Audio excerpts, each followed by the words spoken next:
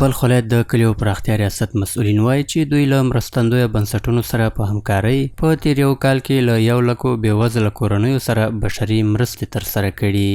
د بلخ ولایت په مختلفو ولسوالیو کې د WFP کومکونه جریان لري، کله زیات شي کله کم شي، تر هغه موسم پورې تعلق لري. نو تقریبا تر 100,000 پورې موږ کورنیو ته مستحق ترینو کورنیو ته کومک د WFP په واسطه باندې رسولی دی او د هغو نظارت چارې ټول موږ د ریاست انکشاف دیهات کارمندان مخته بیایي. د یاد ادارې رئیس زیاتوي چې دوی همداراز ځینې پراختیایي پروژې چې چک بندونه، د اوبو رسونې شبکې، د سړکونو جوړول پکې شامل دي هم پلي کړي دي. موږ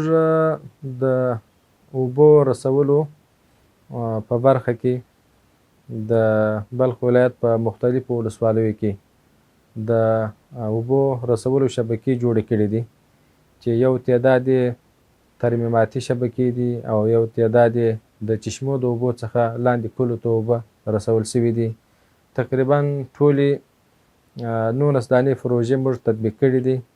او په دې کې 3 دانې سرپوش حوضونه هم شامل دي چې هغه د چمتال په ولسوالۍ کې د خدرخیلو په کلي کې او بارګاوه، ترکمني او افغانیه په کلي کې دا پروژې اوس هم جریان لري.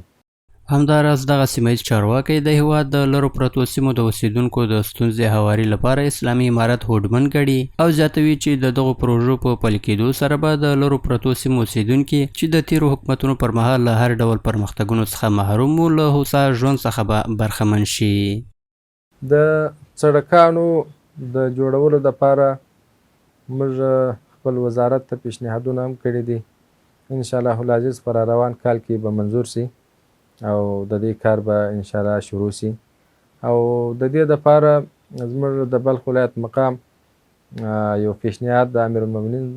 حفظه الله ته کړی و چې د قلي اردو ماشینرۍ یې پکې یاده کړې ده. تقریبا 21 دانې